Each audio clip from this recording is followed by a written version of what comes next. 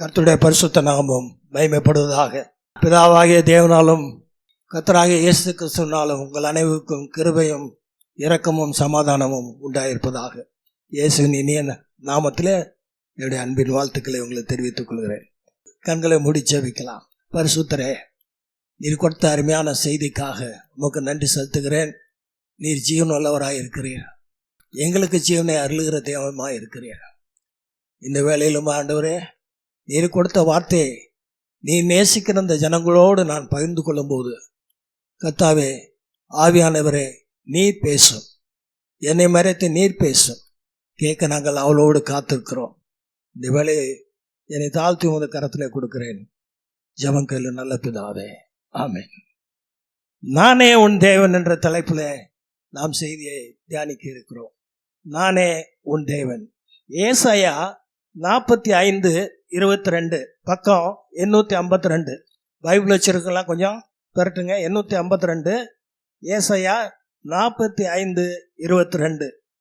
எல்லாரும் சேர்ந்து வாசிப்போம். பூமியின் எல்லை எங்கும் உள்ளவர்களே, என்னை நோக்கி பாருங்கள், அப்பொழுது ரட்சிக்கப்படுவீர்கள். நானே தேவன், வேறு ஒருவரும் இல்லை. நானே தேவன் என்று கர்த்தர் சொல்லுகிறார். புதிய ஏற்பாட்டிலையும் மார்க்க வாசித்துருவோம். 60வது பக்கம் 8ஆம் அதிகாரம், மார்க் 8:60 பக்கம் 27 29 வசனம். நான் பக்கமும் சொல்லிட்டேனே, 60வது பக்கம் டக்குன்னு எடுக்கணுன்றது தான் பக்கத்தை சொல்றேன், சரியா? பின்பு இயேசுவும் அவருடைய சீஷர்களும் புறப்பட்டு பிலிப்பு செசரியா பட்டணத்தை சேர்ந்த கிராமங்களுக்கு போனார்கள். வழியிலே அவர் தம்முடைய சீஷர்களை நோக்கி, ஜனங்கள் என்னை யார் என்று சொல்லுகிறார்கள் என்று கேட்டார். பிதாவாகிய தேவன் என்ன சொன்னாரு? நானே தேவன், வேற ஒருவர் இல்லைன்னு சொன்னாரு. ஏசப்பா, ஜனங்கள் என்னை யார்? நான் இவ்வளோலாம் ஊழியம் செய்கிறோம், இவ்வளோ போதகம் பண்ணுறோம், எல்லாம் செய்கிறோம், நிறைய பேர் சுஸ்தமாக்குறோம், ஆட்களுக்கு கட்டில் இருக்கிறவங்க விடுவிக்கிறோம், என்னை யாருன்னு சொல்றாங்க ஜனங்கள்? அதற்கு அவர்கள், சிலர் உம்மை யோவான் ஸ்நானன் என்றும், சிலர் எலியா என்றும், வேறு சிலர் தீர்க்கதரிசிகள் ஒருவர் என்றும் சொல்லுகிறார். அப்படியா? சரி, அதெல்லாம் இருக்கட்டும். நீங்க என்ன யாருன்னு சொல்றீங்க? நீங்க என்ன யார் என்று சொல்லு. பேதுரு சொல்றாரு, நீர் கிறிஸ்து. கிறிஸ்துன்னு சொன்னா அபிஷேகம் செய்யப்பட்டவர் அல்லது தேர்ந்தெடுக்கப்பட்ட நபர் என்று அர்த்தம். கிறிஸ்டோஸ் என்ற கிரேக்க வார்த்தையிலிருந்து இந்த வார்த்தை வந்தது. எபிரேய மொழியில இதற்கு மேசியான்னு பேர், சரியா? மேசியா. நீங்கள் என்னை யார் என்று சொல்லுங்கள் என்று சீஷர்களை கேட்ட இயேசு தாம் யார் என்பதை அவரே சொல்லியிருக்கிறதை யோவான் நற்செய்தி நூலில் அவர் மிக அழகாக பதிவு செய்திருக்கிறார். அதை நாம் வாசிக்கும் போது இயேசு கிறிஸ்துவின் மேல் நாம் கொண்டுள்ள பற்று அல்லது விசுவாசம் அது அதிகரிக்க பண்ணுகிறது. அல்லேலூயா. அதைத்தான் நம்ம தியானிக்க போறோம். யோவான் நற்செய்தி நூலிலே இயேசு தன்னை குறித்து தான் யார் என்று சொல்லுகிறதை நாம் ஒன்றாக பார்க்க போகிறோம். முதலாவது, ஜீவ அப்பம் நானே. I am the bread of life. ஜீவ அப்பம் நானே அப்படின்னு சொல்லி யோவான் 6:48 சொல்றார்.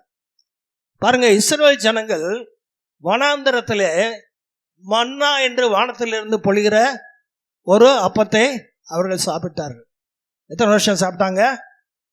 40 ஆண்டுகள், சரியா? சாப்பிட்டாங்க. ஆனாலும் அவங்கெல்லாம் மரிச்சு போனாங்க. ஆனால் ஒருவன் நித்திய ஜீவனை பெற வேண்டும் என்றால் அவன் மெய்யான அப்பத்தை புசிக்க வேண்டும் என்று வேதம் சொல்லுகிறது. அது வானத்திலிருந்து இறங்கின அப்பமாக இருக்க வேண்டும். அதுதான் உலகத்துக்கு ஜீவனை கொடுக்கிற தேவன் அருளுகிற அப்பமாக இருக்கும் என்று 6:33 சொல்லுது. இந்த ஜீவ அப்பம் நமது ஆண்டவரும் இரட்சகருமாகிய இயேசு கிறிஸ்து தான். அல்லேலூயா, ஆமென். அவர்தான் ஜீவ அப்பம், சரியா? அவர்தான் வானத்திலிருந்து இறங்கி வந்தவர். மனுக்குலத்தின் பாவத்திற்காக தன் சரீரம் பிக்கப்படவும் தன்னுடைய கடைசி சொட்டு ரத்தம் வரை சிந்தப்படவும் ஒப்பு கொடுத்தவர் அவர்தான். கரங்களை உற்சாகமா தட்டி இதை அடையாளப்படுத்தும் விதமாகத்தான் ராபோஜன ஒழுங்கை கர்த்தர் ஸ்தாபித்தார். 1 கொரிந்தியர் 11:23 ஒரு 2 வருஷங்கள், தாம் காட்டி கொடுக்கப்பட்ட அன்று ராத்திரியிலே அப்பத்தை எடுத்து ஸ்தோத்திரம் பண்ணி அதை பிட்டு, நீங்கள் வாங்கி புசியுங்கள், இது உங்களுக்காக பிக்கப்படுகிற என்னுடைய சரீரமா இருக்கிறது. சிலுவையில் அவருடைய சரீரம் பிச்சு எடுத்துட்டாங்க. ஈய கொண்டுகள் போட்ட வாரினால் அடிச்சு முதுகு முளைப்பட்ட நிலம் போல ஆயிடுச்சான். அப்ப பிச்சிட்டாங்க. அத உங்களுக்காக பிக்கப்படுகிற என்னுடைய சரீரமா இருக்கிறது. இத அப்பத்தை புசிக்கும் போதெல்லாம் இன்னைக்கு எடுக்க போறோம், என்னை நினைவு கூறும்படி செய்யுங்கள் சொல்றார். போஜனம் பண்ண பின்பு பாத்திரத்தை எடுத்து ஸ்தோத்திரம் பண்ணி, இது இரத்தத்தினால் ஆகிய புதிய உடன்படிக்கையா இருக்கிறது, இதை பண்ணும் போதெல்லாம் என்னை நினைவு கூறும்படி செய்யுங்கள். அப்போ ஒரு விசுவாசி ஞானஸ்தானம் எடுத்து இந்த ராபோஜன பந்தியில கலந்து கொள்வது மிக மிக அவசியமாய் இருக்கிறது. யோவான் 6:54 மற்றும் 56 வசனங்கள் என்ன சொல்லுதுன்னா, என் மாம்சத்தை புசித்து என் ரத்தத்தை பானம் பண்ணுகிறவனுக்கு நித்திய ஜீவன் உண்டு. நித்திய ஜீவன் யாருக்கு இருக்கு? மாம்சத்தையும் ரத்தத்தையும் புசிக்கிறவனுக்கு உண்டு. அவன் என்னிலே நிலைத்திருக்கிறான், நானும் அவனிலே நிலைத்திருக்கிறேன்னு சொல்றாரு. இது மாம்சுக்கு அடுத்த காரியம். சரியா? ஆவிக்கு அடுத்த காரியம் ஒன்று இருக்கு. அது தேவனுடைய வார்த்தையாக இருக்கிறது. தேவனுடைய வார்த்தையை கொண்டுதான் அவர் இந்த உலகத்தையே சிருஷ்டித்தார் என்பதை நாம் அறிந்திருக்கிறோம். ஏசப்பா ஊழியத்தை ஆரம்பிக்கிறதுக்கு முன்னால 40 நாள் உபவாசம் இருந்துட்டு வரும்போது பசியா இருக்கிறாரு. சத்துரு வந்து சோதிக்கிறான், இந்த கல்லுகளை அப்பமா மாத்துங்க. அவரால் மாற்ற முடியுமா? முடியாதா? முடியும். ஆனா அவர் வசனத்தை கொண்டு அவனை எப்படி ஜெயிக்கிறாரு? மனுஷன் அப்பத்தினாலே மாத்திரம் அல்ல, தேவனுடைய வாயிலிருந்து புறப்படும் ஒவ்வொரு வார்த்தையினாலும் பிழைப்பான்னு மத்தேயு 4:4 சொல்லியிருக்கிறார். அவருடைய வார்த்தை ஜீவனும் வல்லமையும் உள்ளதாய் இருக்கிறது. இயேசுவுக்கு தேவனுடைய வார்த்தைன்னு ஒரு நாமம் இருக்கு. வெளிப்படுத்தினல் 19:13. சரியா? இந்த வார்த்தைகள் அடங்கிய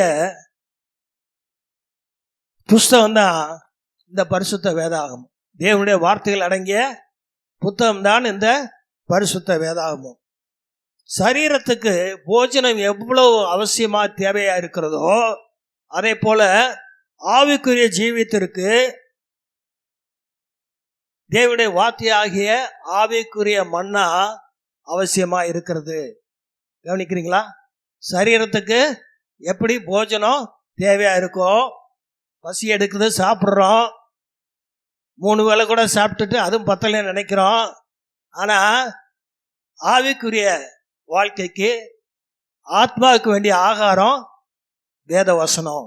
அதை நம்ம புசிக்கிறோமான நம்ம பார்க்கணும். எரேமியா சொல்றான், இந்த வார்த்தையில் கிடைத்த உடனே அதை அவளோடு உட்கொண்டேன்றான். அவளோடு உட்கொள்ளணும். இந்த வாஞ்சியா பார்க்கணும்.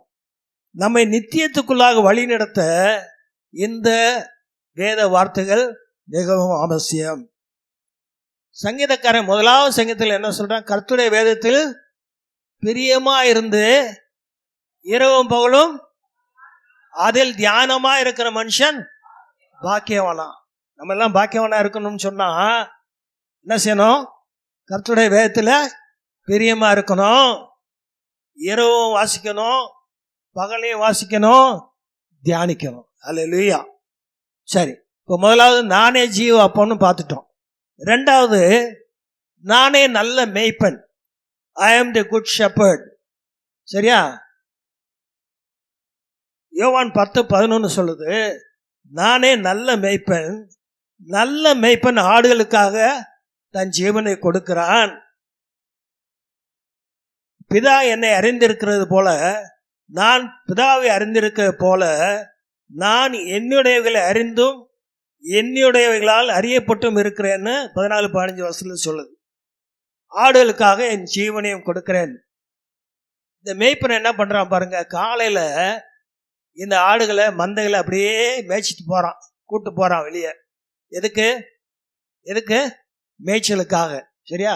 அதுக்கு ஆகாரம் கொடுக்கணும், தண்ணி கொடுக்கணும் அப்படின்றதுக்காக கூட்டு போறான். மேய்ப்பன் முன்னால போவான், கையில் ஒரு கோல் இருக்கும். சரியா? முன்னால போவான், மேய்ப்பனை ஃபாலோ பண்ணி இந்த மந்தை அப்படியே போகும். ஸோ இந்த மந்தையில் இருக்கிற ஆடுக்கு அதுக்கு உணவு வேணும், தண்ணி வேணும். அது எங்கேருந்து கிடைக்கும்னு அது தெரியாது. மேய்ப்பன் கூட்டு போகிறாரு, அதுதான் கூட்டு போகிறாரு அப்படின்றது பின்னாலேயே வரும். அவர் மேய்ப்பன் என்ன பண்ணுறாரு, நடத்தி கொண்டு போய் புல்லிடங்களை மேய்க்கிறாரு, அமர்ந்த தண்ணியில் கொண்டு போய் விடுகிறார். அப்போ ஆடுகளுக்கு அதை குறித்தெல்லாம் கவலை கிடையாது, மேய்ப்பன் பின்னால் போனால் போதும். சரியா? அப்போ மேய்ப்பனை பெற்றிருக்கிற நாம் அவர் காட்டுகிற வழியில நடந்தால் போதும். உங்களுக்கு நல்ல மேய்ச்சல் உண்டாகும், நல்ல ஆகாரம் கிடைக்கும், நல்ல தண்ணி கிடைக்கும், நீங்க போஷாக்கா வளர முடியும். சரியா? அதோட கூட அவன் ஆடுகளுக்கு பாதுகாப்பை கொடுக்குறான் பாருங்க. ஒரு ஓனாயோ ஏதோ ஒரு மிருகம் ஆடுகளை கவ வரும்போது அந்த தடியை வச்சு அடிச்சு அவன் விரட்டிடுவான். இந்த ஆடுகளுக்காக தன்னுடைய ஜீவனே போனாலும் பரவாயில்லன்னு அந்த மிருகங்களோட போராடி இந்த ஆடுகளை பாதுகாப்பான். ஏசப்பா ஒருவனும் கெட்டு போயிடக்கூடாது, ஒருவனும் நரகத்துக்கு போயிடக்கூடாதுன்னு சொல்லி தன்னையே ஜீவ பலியாக கொடுத்தார். மேய்ப்பன் தன் ஆடுகளுக்காக தன் ஜீவனை கொடுக்கிறான். ஏசப்பா நல்ல மேய்ப்பனா இருந்தபடியால் அவருடைய ஜீவனை நமக்காக கொடுத்தார். அல்லேலூயா. அதோட கூட அவருடைய ஐக்கியம் பாருங்க, ஒவ்வொரு ஆட்டையும் பேர் சொல்லி கூப்பிடுவாராம். நம்மளை தாயின் வயிற்றில் நம்மளை தெரிந்து கொண்டவர், பேர் சொல்லி அழைத்தவர் அல்லவா. அவ்வளோ ஒரு ஐக்கியம். ஆட்டை சொல்லி அப்படியே ஒவ்வொன்றும் தனித்தனியாக அறிந்திருக்கிறார். சரியா? ஒரு சர்ச்சில் பாஸ்டர் இருக்காங்கன்னா பாஸ்டருக்கு ஒவ்வொரு விசுவாசத்துடைய பேரும் தெரியும். தனித்தனியாக விசாரிக்கிறாங்க, தனித்தனியாக ஜெபிக்கிறாங்க அவங்களுக்காக. அப்போது அந்த கரிசனை பாருங்க, ஒவ்வொரு ஆடு மேலேயும் அவர் கரிசனை உள்ளவராக இருக்கிறார். அதனால தான் சங்கீதக்காரன் 23 சொல்கிறான், கர்த்தர் என் மேய்ப்பராக இருக்கிறார், நான் தாழ்ச்சி அடையேன். தாழ்ச்சி அடையேன்னா எதை பற்றியும் உங்களுக்கு கவலை தேவையில்லை. நீங்கள் எதுலேயும் குறைப்பட்டு போக மாட்டீங்க, எல்லாமே நிறைவாக உங்களுக்கு கிடைக்கும். அவரை விசுவாசித்து ஃபாலோ பண்ணுற ஒன்று தான் உங்களுடைய வேலை. அல்லேலூயா. மூன்றாவது, நானே வழியும் சத்தியமும் ஜீவனுமாக இருக்கிறேன். I am the way, the truth and the life. Yovan 14:6 அப்படி சொல்லுகிறது. நம்ம பிதாவாகிய தேவனிடத்தில் சேருவதற்கு நம்ம ஆண்டவரும் இரட்சகருமாகிய இயேசு கிறிஸ்து தான் ஒரே வழி. சரியா? அவர் மாறாத சத்தியம் உடையவராக இருக்கிறார், நித்திய ஜீவனையும் உடையவராக இருக்கிறார். பாவத்தினால் தேவனை விட்டு தூரமாக இருந்த நம்ம அவர் தன்னை பலியா கொடுத்து பிதாவோட நம்மை ஒப்புரவாக்கி இருக்கிறார். இதே பாவ பூமியில இயேசு கிறிஸ்து பரிசுத்தமாய் வாழ்ந்து நாம் நடக்க வேண்டிய வழியை நமக்கு முன்மாதிரியாக காட்டி போயிருக்கிறார். அல்லேலூயா. நம்மை நல்வழிப்படுத்தக்கூடிய சத்திய வார்த்தைகளை எழுதி நம் கரங்களில் கொடுத்திருக்கிறார். அதன்படி நடப்பவனுக்கு நித்திய ஜீவன் உண்டு. அல்லேலூயா. கரங்களை உற்சாகமா தட்டலாமா? 4வது பாயிண்ட், நானே உயிர்த்தெழுதும் ஜீவனுமாய் இருக்கிறேன். I am the resurrection and the life அப்படின்னு சொல்லுவார். யோவான் 11:25. இதில் லாசருவை உயிரோடு எழுப்புறதுக்கு முன்னால அவனுடைய சகோதரியாக மாத்தாள்கிட்ட சொல்றாரு, நானே உயிர்த்தெழுதலும் ஜீவனுமாய் இருக்கிறேன், என்னை விசுவாசிக்கிறவன் மரித்தாலும் பிழைப்பான்னு சொல்றார். அவர் என்ன சொல்றாருன்னா, இதன் மூலமாக மரணத்தின் மேல் தனக்கு அதிகாரம் உண்டு என்பதை அவர் சொல்லுகிறார். மரணத்தை வென்று நித்திய ஜீவனை அளிக்கக்கூடிய வல்லமை உள்ளவர் தான் என்பதை அங்கே சொல்லுகிறார். யோவான் 5:26 வெளிப்படுத்துது, பிதா தன்னில் தானே ஜீவன் உள்ளவராய் இருக்கிறது போல குமாரனும் தன்னில் தானே ஜீவன் உள்ளவராய் இருக்கிறார். பிதா தன்னில் தானே ஜீவன் உள்ளவர், குமாரனும் தன்னில் தானே ஜீவன் உள்ளவராய் இருக்கிறார். சரியா? நமக்கு தேவன் கொடுத்த ஆவிதான் நம்மகிட்ட இருக்குது, அது அவர் கொடுத்தது. இவர் தன்னில் தானே ஜீவன் உள்ளவராய் இருக்கிறார். சிலுவை மரணத்தில் கூட அவர் மரணத்தை ஜெயிக்க அவர் விடலை. அவர் என்ன சொல்றாரு, பிதாவே உம்முடைய கைகளில் என் ஆவியை ஒப்புவிக்கிறேன்னு சொல்லி அவர் தான் ஒப்பு கொடுக்கிறார். சரியா? நானே என் ஜீவனை கொடுக்கிறேன், அதை கொடுக்கவும் எனக்கு அதிகாரம் உண்டு, அதை எடுத்துக்கொள்ளவும் எனக்கு அதிகாரம் உண்டு என்று யோவான் 10:18 நாம் வாசிக்கிறோம். அப்புறே வழியை அதை கொடுக்கிறார். இயேசு உயிர்த்தெழாது இருந்திருந்தால், ஆனால் இன்னைக்கு நமக்கு ஒரு நம்பிக்கையுமே கிடையாது. ஒரு மரித்த ஒரு மனிதனை கும்பிட்டு எந்த பிரயோஜனம் இல்லை. அவர் ஜீவனோடு இருப்பதால் நாமும் ஜீவனோடு இருக்க முடிகிறது. அல்லேலூயா! கரங்களை உற்சாகமா தட்டி.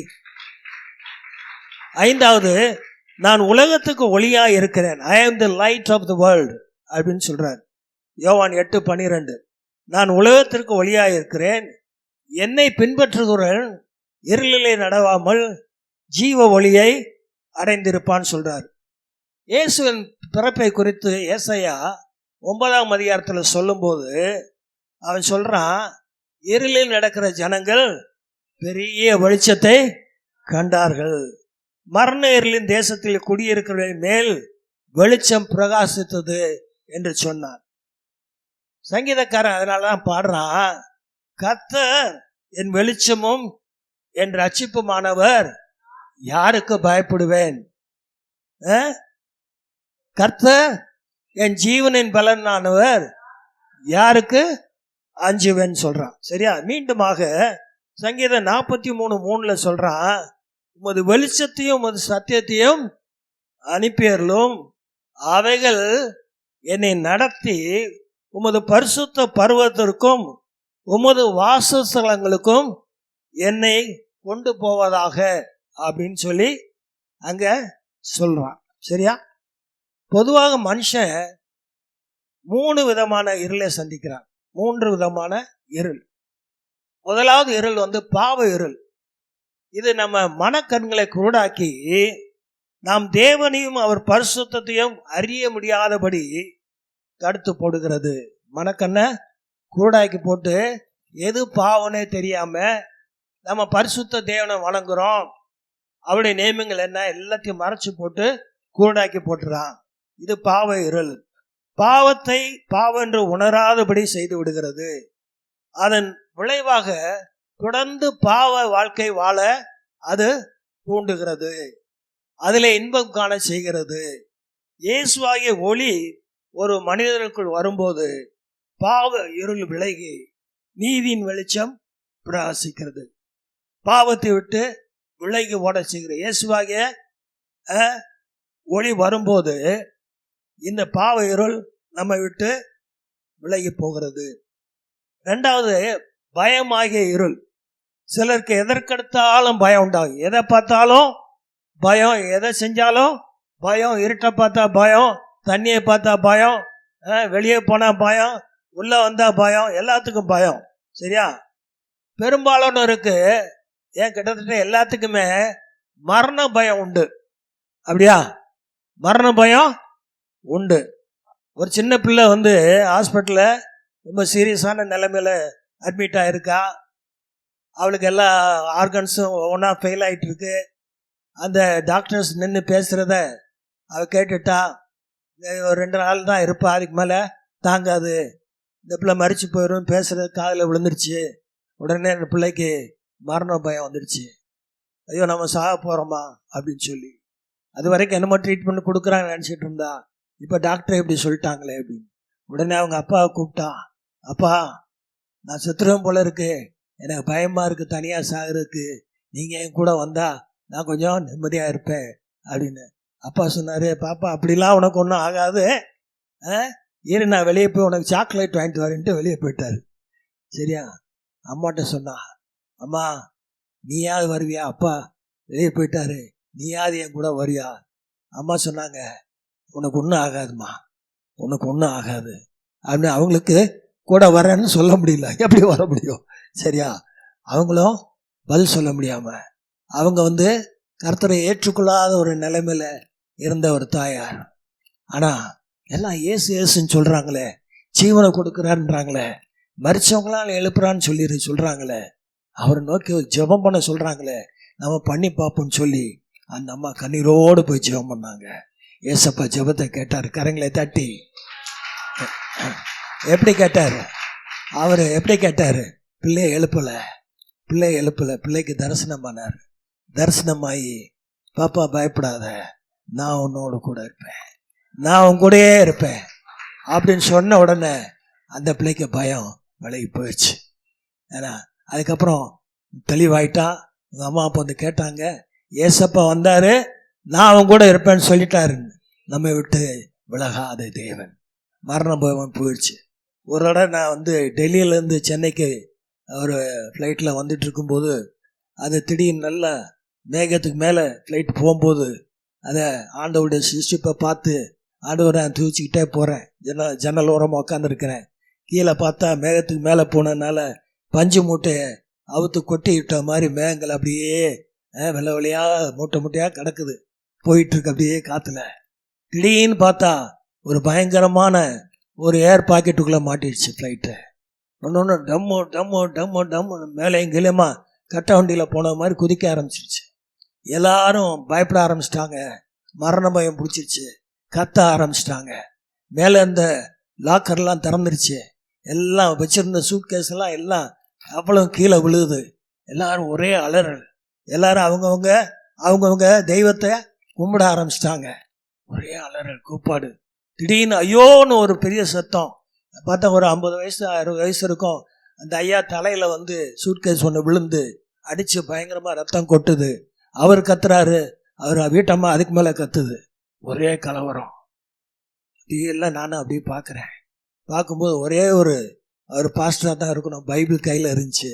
அமைதி அதை பிடிச்சி கட்டி இறுக்கி பிடிச்சிக்கிட்டு அவர் உட்காந்து ஜெபம் பண்ணிட்டு இருக்கிறாரு. ஒரு வாலிய பிள்ளைங்க, ஒரு 14-15 வயசு அண்ணனும் தங்கச்சின்னு நினைக்கிறேன். அவங்க 2 பேர் மட்டும் எல்லாம் உட்காந்து அது சிரிச்சிட்டு இருக்கு. கேள்வி இளங்கன்று பயமறியாதுன்ற மாதிரி. அவங்களுக்கு அது என்னன்னு தெரியல. நான் அமைதியாக ஜெபம் பண்ணிகிட்டே இருந்தேன். ஆண்டவர் துதிச்சுக்கிட்டே இருந்தேன். எனக்கு தெரியும், நல்லாவே தெரியும், விசுவாசிக்கிறவன் பதறான்ற வார்த்தை. எனக்கு என்ன தெரியும், எனக்கு என்ன விசுவாசம். சரி ஆக்கிடுவார் ஆண்டவர். அவருக்கு இது லேசான காரியம். சரி ஆக்கிடுவார். சரி ஆக்கினா நல்லபடியாக வீடு போய் சேரலாம். சரி ஆகலையா எங்கே போயிடலாம்? போயிடலாம். கரங்களை தட்டுங்களே, அவ்வளோதானே. இதில் பயப்படுறதுக்கு என்ன இருக்கு? இதில் பயப்படுறதுக்கு ஒன்றும் இல்லை.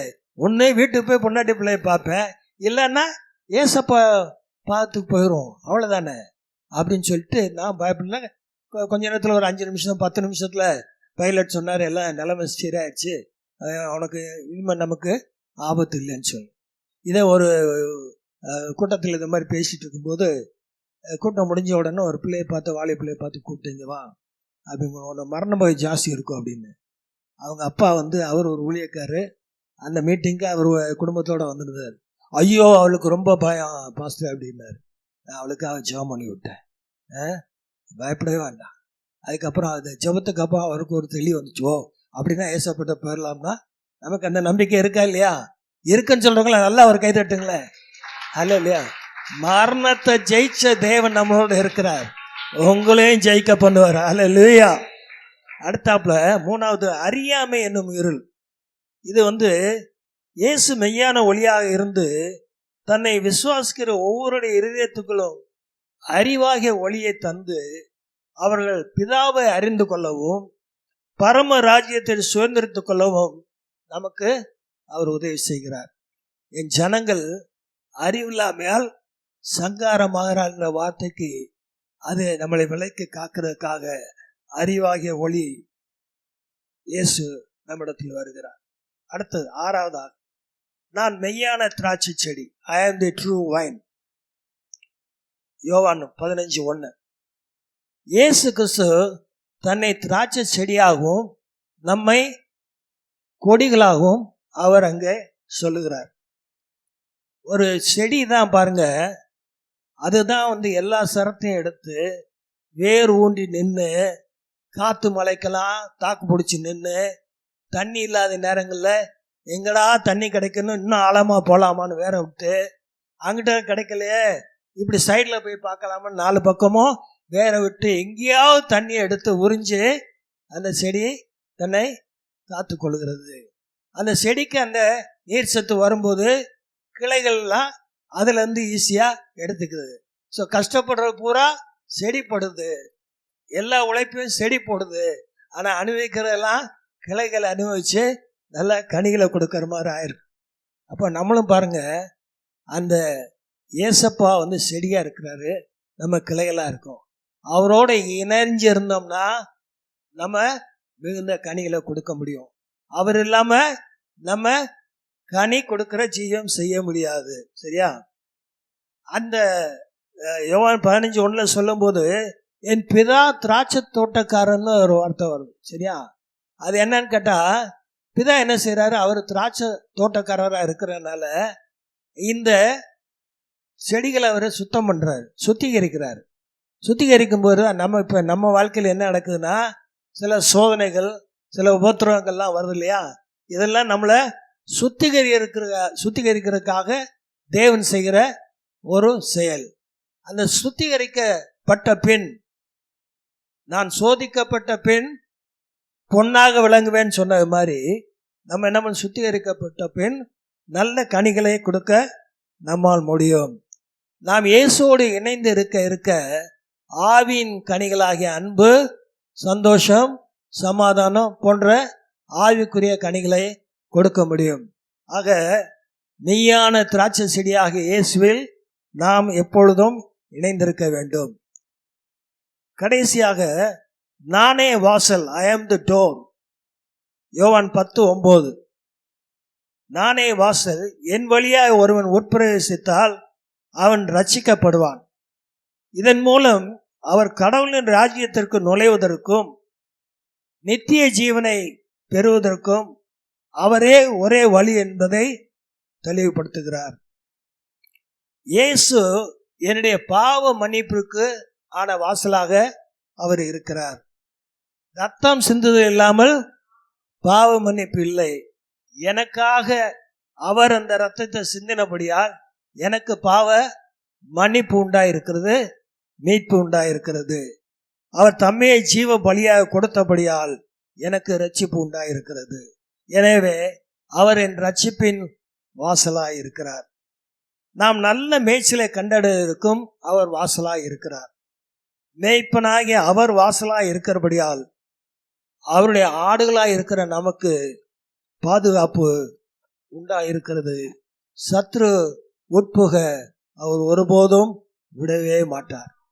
பாருங்க, நானே வாசல் என்று சொன்ன இயேசு இந்த கடைசி நாட்களில் நம் வாசப்படியில் என்று கட்டிக்கொண்டு இருக்கிறார். அதிலே கவனிக்கிறீங்களா? நானே வாசல் என்று சொன்ன தேவன் நம்முடைய வாசல் படியில் நின்று கட்டிகிட்டே இருக்கிறார். வெளிப்படத்தில் 3:20 என்ன சொல்லுகிறது?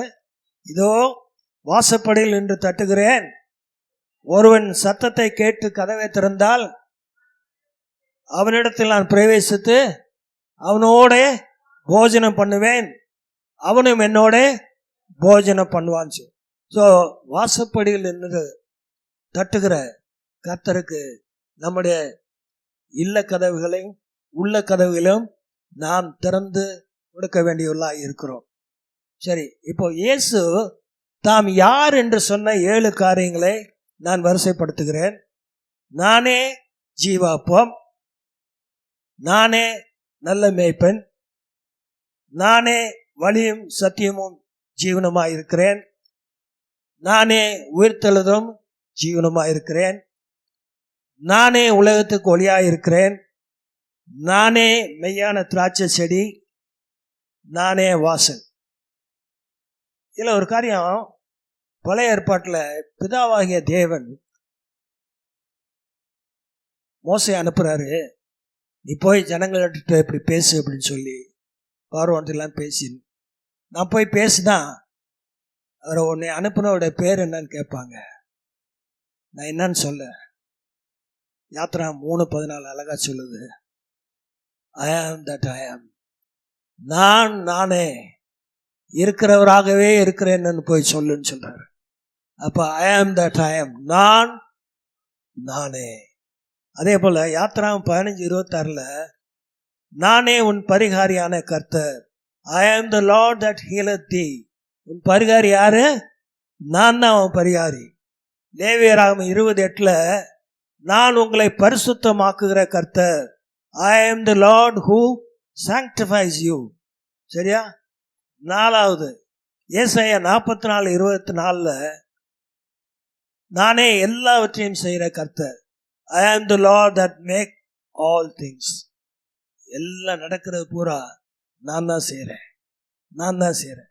அப்போ அவர் பிதா இப்படி நானேன்னு சொல்லி அவர் 4 குறிப்பில் கொடுத்துருக்கேன் உங்களுக்கு. அவர் அப்படி சொல்லியிருக்காரு. இயேசு நானே என்னவா இருக்கிறேன் என்று 7 காரியங்களை அவர் சொல்லியிருக்கிறார். இதுலேருந்து ஒரு சத்தியத்தை நாம் இப்போதான் முக்கியமான நேரத்துக்கு நீங்கள் வந்திருக்கீங்க. சரியா? ஒரு முக்கியமான சத்தியத்தை நம்ம அறிஞ்சுக்கிறோம். என்னன்னா, நான் என்ற வார்த்தையை சொல்ல உங்களுக்கு எனக்கு அதிகாரம் கிடையாது. உங்களுக்கு எனக்கும் நானே அப்படின்னு சொல்றதுக்கு நமக்கு அதிகாரம் கிடையாது. அந்த அதிகாரம் பிதாவாகிய தேவனுக்கும் நம்ம ரட்சகராகிய இயேசுக்கு மட்டும்தான் இருக்கு. வேற யார் பயன்படுத்தினாலும் அது அவருடைய மேட்டிமையை வெளிப்படுத்துவதாக அமையும். சரிங்களா? லூசிபர் ஒரு தூதன், சரியா? அருமையா நேர்த்தியாய் படைக்கப்பட்டவன், மிகவும் அழகானவன், சக்தி வாய்ந்தவன், ஞானம் உள்ளவன். சரியா? ஆண்டவருக்கு ரைட் ஹேண்ட் மாதிரி இருந்தவன். அவன் என்ன சொன்னான்? நான் வானத்துக்கு ஏறுவேன், தேவனுடைய நட்சத்திரங்களுக்கு மேலாக என் சிங்காசனத்தை உயர்த்துவேன் என்றான். நான் உயர்த்துவேன், நான் ஏறுவேன் சொன்னான். அதோட விளைவு அதில் பாலாத்துக்கு தள்ளப்பட்டான். ஒரு மனிதன், பெரிய பேரரசன் நேபுகாத் நேச்சர், இது நான் கட்டின பாபிலோன் அல்லவா, இது என் மகிமை பிரஸ்தாபத்துக்காக நான் கட்டின மகா பெரிய பாபிலோன் அல்லவான்னு சொன்னான். உடனே என்ன ஆச்சு? அவன் மிருகங்களை போல புல்ல மேயிற நிலைமைக்கு போயிட்டான். ஒரு குறிப்பிட்ட காலம் அதை உணர்ந்த புத்தி வந்ததுக்கப்புறம் ஆண்டவர்கிட்ட மன்னிப்பு கேட்டு ஆண்டவரை துதிக்க ஆரம்பிச்சோன்னே அவனுடைய பழைய நிலைமைக்கு ஆண்டவர் அவனை மீட்டெடுத்தார். ஆகவே அழகா பவுல் சொல்றாரு, இனி நான் அல்ல, கிறிஸ்துவே எனக்குள் பிழைத்திருக்கிறார் என்று சொல்வோமாக. கலாத்தியர் 2:20 சொல்லுங்க, இனி நான் அல்ல, கிறிஸ்துவே எனக்குள் பிழைத்திருக்கிறார். ஒருபோதும் நான் நம்ம சொல்லவே கூடாது. ஏன்னு கேட்டா, நமக்கு இருக்கிற இன்னைக்கு நான் இருக்கிறேன், நான் யாருன்னு கேட்டா இன்னைக்கு ஒவ்வொன்றா சொல்லிட்டு வந்தோம்னா நம்ம ஒன்றும் இல்லைன்னு தெரிஞ்சு போயிடும். நான் உத்தியோகத்தில் இருக்கிறேன்னா, ஒரு பெரிய சொத்து பத்தோடு இருக்கிறேன்னா, எனக்கு நல்ல குடும்பம் இருக்கா, வீடு வாசல் இருக்கா, எனக்கு செல்வாக்கு இருக்கா, எல்லாமே கொடுத்தது தேவன். சம்பாதிக்கிறதுக்கான பலனை கொடுக்குற தேவன் தான். இன்னைக்கு ஆயுசோட நிற்கிறேன்னா அது தேவன் கொடுத்த கிருபை. எல்லாமே கொடுக்கறது தேவன். நமக்கு காரியங்களை வாய்க்க செய்கிறது எல்லாமே தேவன்.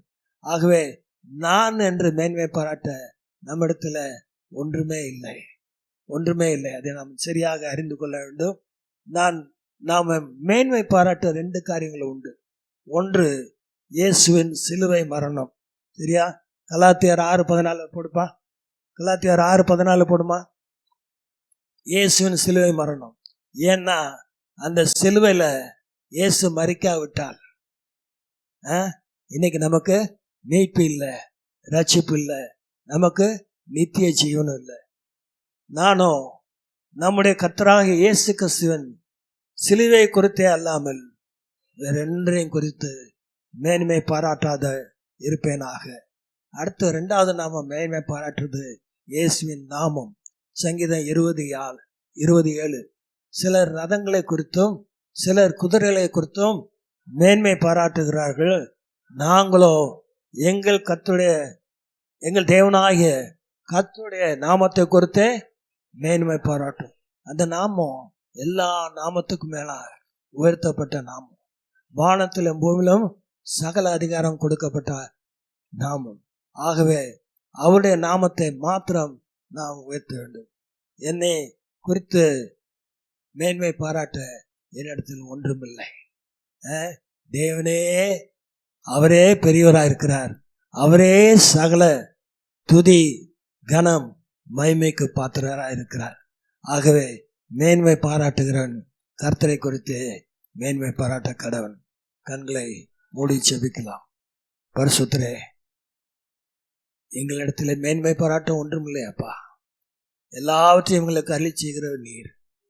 எங்களை ஜீவனை கொடுத்தவர் நீர். நீர் கொடுத்த சுவாசம் எங்கள் நாசியில இருப்பதால் நாங்கள் ஜீவனோடு ஓடிக்கொண்டிருக்கிறோம். அந்த சுவாசம் எடுபட்டு போனால் நாங்கள் எப்படி மண்ணிலிருந்து உருவானமோ அதே மண்ணுக்கு திரும்பி போகிறவர்களாக காணப்படுகிறோம். ஆகவே மேன்மை பாராட்டுகிற நாங்கள் அதே எங்களை குறித்தல்ல, கர்த்தரை குறித்த, கர்த்தருடைய சிலுவையை குறித்த, அவருடைய ரத்தத்தை குறித்த, அவருடைய ஜீவ பலியாக தன்னை ஒப்பு கொடுத்ததை குறித்த, அவருடைய வல்லமையுள்ள நாமத்தை குறித்து மேன்மை பாராட்ட எங்களுக்கு கிருபைத்தார். துதி கனமகிமை எல்லாவற்றையும் செலுத்துகிறோம். மீட்பு நாமத்தில் ஜெபிக்கிறோம் நல்ல பிதாவே. ஆமென், ஆமென்.